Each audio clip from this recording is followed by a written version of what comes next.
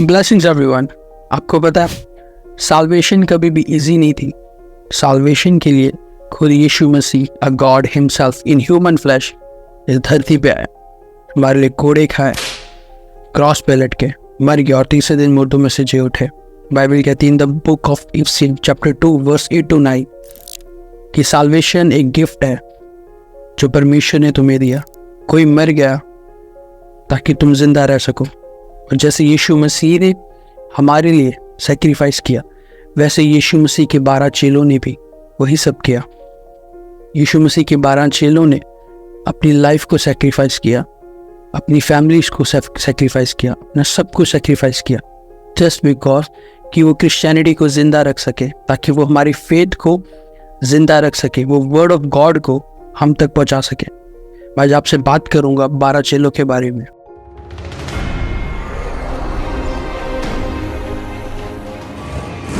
हम बात करेंगे फर्स्ट डिसाइपल की, यूहन्ना, जॉन, जो सबसे छोटा चेला था उन 12 चेलों में से, जिसके नाम का मतलब है गॉड इज ग्रेशियस। और बाइबल कहती है यूहन्ना हमेशा प्रभु यीशु मसीह की छाती की ओर सर रख कर बैठा करता था। प्रभु यीशु मसीह यूहन्ना को बहुत प्यार करते थे और यूहन्ना भी प्रभु यीशु मसीह को बहुत प्यार करते थे। और प्रभु यीशु मसीह के स्वर्ग जाने के बाद यूहन्ना ने बहुत प्रचार किया। उन्होंने बहुत ज़ोर शोर से रोमन एम्पायर में प्रचार किया, और ये बात रोमन सोल्जर्स को बिल्कुल पसंद नहीं आई।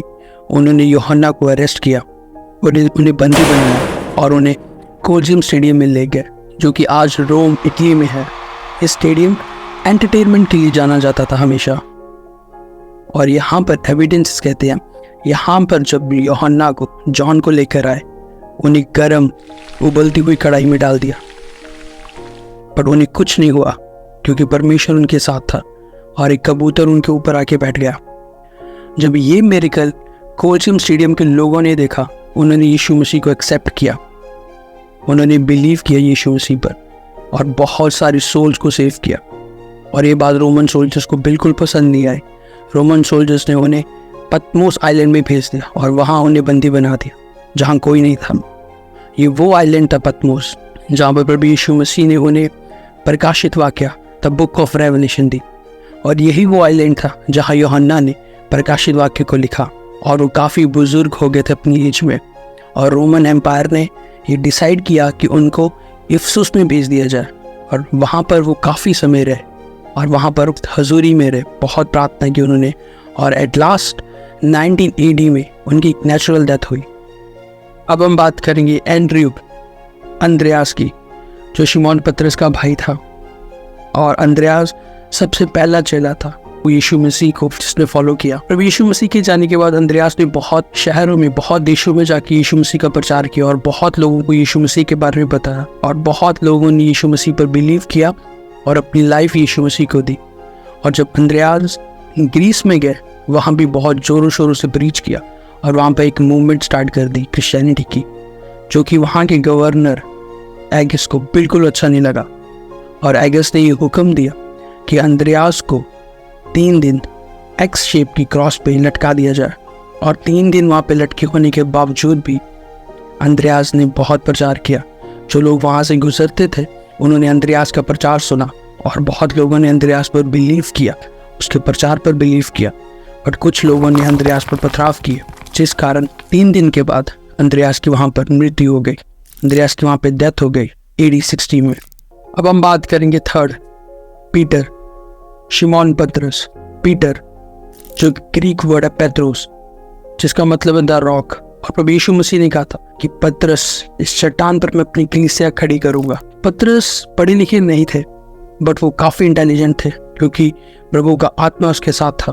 पतरस काफ़ी बोल्ड थे, उनको हर क्वेश्चन के आंसर्स पता थे। और प्रभु यीशु मसीह के जाने के बाद पतरस ने पहला प्रचार किया इन द बुक ऑफ एक्ट्स, जहाँ पे 3000 लोगों ने प्रभु यीशु मसीह के नाम को एक्सेप्ट किया, विश्वास किया और अपना जीवन प्रभु यीशु मसीह को दिया, बैप्टिज्म लिया। पतरस ने रोमन एम्पायर में भी बहुत प्रीच किया, और जब बहुत लोगों ने यीशु मसीह के नाम को जाना और ग्रहण करना स्टार्ट किया, तब रोमन एम्पायर के जो एम्परर थे नीरो, उनको ये बात बिल्कुल अच्छी नहीं लगी और उन्होंने ये डिसाइड किया कि पतरस को क्रॉस दी जाए बट पतरस ने रिक्वेस्ट की कि नहीं, मैं इस काबिल नहीं हूँ कि मैं अपने प्रभु की तरह मुझे सीधा क्रॉस पे लटकाया जाए। मैं चाहता हूँ कि मुझे उल्टा क्रॉस पे लटकाया जाए, ताकि मैं जाता जाता अपने प्रभु के पैरों को चूम सकूं। और पतरस को अपसाइड डाउन क्रॉस दी गई, उनके सर को नीचे और पैरों को ऊपर किया गया। और एविडेंसेस कहते हैं कि जो एम्परर नीरू थे, उन्होंने पतरस को मारने से पहले पतरस की बीवी और पतरस के बच्चों को मारा। पतरस को टाइबर नदी के पास वेटिकन सिटी में क्रूसिफाइड किया गया 64 AD में। अब हम बात करेंगे जेम्स, शब्दी का पुत्र, याकूब। याकूब वो चेला था, वो डिसाइपल था जो सबसे पहले शहीद हुआ था 12 में से। और AD 44 में याकूब ने बहुत प्रचार किया यरूशलेम में, और किंग हेरोदेस ने उनका गला कटवाकर उन्हें शहीद किया। और एविडेंस कहते हैं कि आज भी उनके रिमेन्स, उनका शव सेंट जेम्स चर्च कॉम्पोस्टेला स्पेन में है।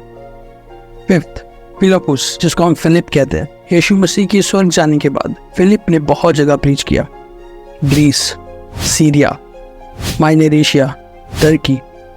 और टर्की के हीरापोलिस में जाके उन्होंने बहुत प्रचार किया। और वहाँ के जो एम्परर थे डोमिशियन, उन्होंने ये डिसाइड किया कि इनको क्रॉस दी जाए, और फिलिप को भी उल्टा क्रॉस पे लटकाया गया। और जब फिलिप को उल्टा क्रॉस पे लटकाया जा रहा था तो फिलिप ने प्रार्थना की, और बहुत बड़ा तूफान आया एक।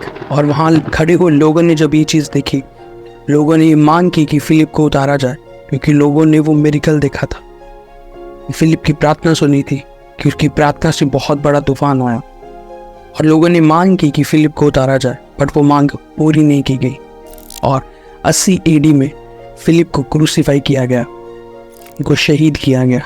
और एविडेंस कहते हैं कि उनके रिमेन्स, उनकी बॉडी आज भी holy apostle basilica Rome Italy में है। 6th, मैथ्यू, चुंगी लेने वाला, टैक्स कलेक्टर। मैथ्यू बहुत इंटेलिजेंट था। मैथ्यू हर चीज़ नोट करता था, और यीशु मसीह के जाने के बाद भी मैथ्यू ने बहुत जगह प्रचार किया, मिडल ईस्ट में, सीरिया में, ग्रीस में, स्पेशली इथोपिया में, और भी कई देशों में। और कुछ लोग कहते हैं, कुछ लोगों का मानना है कि मैथ्यू को तलवार से मार डाला गया था, और कुछ लोग कहते हैं कि मती की नेचुरल डेथ हुई थी। बट कुछ एविडेंस कहते हैं मती को वहाँ के राजा ने मती की पूरी शरीर पर तेल और गंधक लगाकर आग में फेंक दिया था, और मती, उनके रिमेन्स, उनका शव, उनकी बॉडी आज भी कैथेड्रल ऑफ सेलेमो में है, जो कि रोम में है। 7th, बर्थोलोमियो को हम नथानियल के नाम से भी जानते हैं। और बर्थोलोमियो ने book of Matthew, new testament का पहली बुक, उसको हिब्रू में ट्रांसलेट किया। बर्थोलोमियो बहुत जगह प्रचार करने गए। उन्होंने आर्मीनिया में बहुत प्रचार किया, और जहाँ पर उन्हें बहुत बड़े प्रोसिक्यूशन से होकर निकलना पड़ा। बर्थोलोमियो की चमड़ी को उधेड़ दिया गया, उनको बहुत मारा गया, उनको क्रॉस पर लटका कर उनकी गर्दन काट दी गई, और उनके बेटे को समुद्र में फेंक दिया गया। और ये 71 AD में हुआ। और आज भी बर्थोलोमियो के रिमेन्स, उनकी बॉडी, उनके शव सेंट बर्थोलोमियो चर्च इटली में है।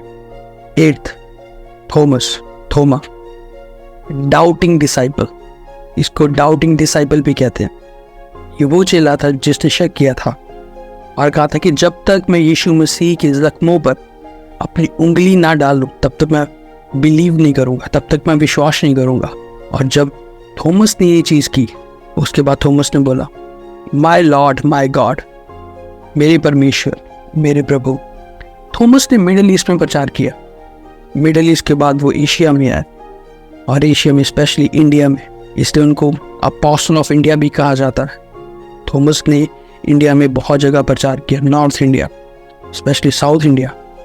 और साउथ इंडिया में उन्होंने कुछ ऐसे मिरेकल्स किए जो लोगों ने पहले कभी देखे नहीं थे और सुने नहीं थे। और लोगों ने जो मिरेकल्स देखने के बाद उन्होंने यीशु मसीह पर बिलीव किया। और ये बात वहाँ के कुछ लोकल पंडितों को अच्छी नहीं लगी। और जब थॉमस चेन्नई के मैलापुर पहाड़ी पर प्रार्थना कर रहे थे, तो पीछे से कुछ लोगों ने स्पेयर, जिसको हम भाला कहते हैं, उससे थॉमस को मार डाला। बट थॉमस की चर्च आज भी बेलापुर चेन्नई में है और उनके रिमेन्स, उनका शव आज भी वहीं पर है और ये सब 72 AD में हुआ। 9th, यहूदा थिदियोस। यीशु मसीह के वो चेले थे जिनको 65 AD में आर्मीनिया में तीर मारकर मार डाला गया और इनके रिमेन्स, इनकी शव आज भी सेंट पीटर बेसिलिका इटली में है। 10th, साइमन, जिसको हम शिमोन कनानी भी कहते हैं। शिमोन कनानी जब यीशु मसीह के चेले बने तब वो 40 साल के थे और शिमोन कनानी और यहूदा थिदियोस हमेशा एक साथ रहते थे और शिमोन कनानी ने बहुत जगह प्रचार किया, ब्रिटेन, लंदन, हर जगह, और बहुत सारे साइंस एंड वंडर्स दिखाए और बहुत सारे लोगों ने यीशु मसीह के नाम पे बिलीव किया। एट लास्ट शिमोन कनानी को भी आर्मीनिया में शहीद कर दिया गया। उनके शरीर को 2 हिस्सों में काट डाला गया, 2 हिस्सों में डिवाइड कर दिया और बाद में उनके रिमेन्स को, उनके शव को alter of crucifixion Vatican city में लाया गया और आज भी वो वहीं पर है और ये भी 65 AD में हुआ। 11th, हल्फाई का पुत्र याकूब। यीशु मसीह के जाने के बाद याकूब ने बहुत प्रचार किया यहूदियों में और वो अपनी कलीसिया का पहला बिशप भी बना, पर यहूदियों को ये बात अच्छी नहीं लगी और यहूदियों ने उसका इतना पथराव किया कि उसकी मृत्यु हो गई। 12th, यहूदा इस्करियोती। यहूदा इस्करियोती ये वो चेला था जो हमेशा यीशु मसीह के साथ रहता था, बट इसका ध्यान हमेशा पैसों की ओर होता था। ये पैसों की बहुत हेरा फेरी करता था और इसने सिर्फ 30 चांदी के सिक्कों के लिए यीशु मसीह को पकड़ा दिया। पर जब इसको ये रियलाइज़ हुआ, जब इसको ये पता चला कि इसने बहुत गलत किया, इसको बहुत दुख हुआ और यहूदा इस्करियोती ने वो 30 सिक्के मंदिर में फेंक दिए और अपने आप को फांसी लगाकर कर लिया। और यरूशलेम के पास आज भी जहाँ इसको दफनाया गया, उस खेत को लहू का खेत कहा जाता है। तो पीपल ऑफ गॉड, मैं जस्ट आपको एक चीज़ कहना चाहता हूँ, आप भी इस परसिक्यूशन से निकल रहे हो। आई नो बहुत सारी कंट्रीज़ में ये चीज़ हो रही है, बहुत सारे शहरों में ये चीज़ हो रही है जहाँ पे लोग तुम्हें परसिक्यूट कर रहे हैं यीशु मसीह के नाम पर। बट एक बात हमेशा मेरी याद रखना, चेले जो हमेशा यीशु मसीह के साथ रहे, वो हंसते हंसते उन्होंने यीशु मसीह के लिए जान दी, क्योंकि खुदा का वचन कहता है मती कि वो मेरे नाम के कारण तुम्हें पकड़ेंगे, वो मेरे नाम के कारण तुम्हें सताएंगे, वो मेरे नाम के कारण तुम्हें बंदीगाह में डालेंगे, तुम्हें जेल में डालेंगे, वो मेरे नाम के कारण तुम्हारा मजाक उड़ाएंगे, वो मेरे नाम के कारण तुम्हें पंचायतों में लेके जाएंगे, वो मेरे नाम के कारण तुम्हें राजाओं और हकीमों के पास लेके जाएंगे। बट कभी घबराना मत, कभी डरना मत, क्योंकि ये एक अवसर होगा खुदा की महिमा के लिए, खुदा की गवाही देने के लिए।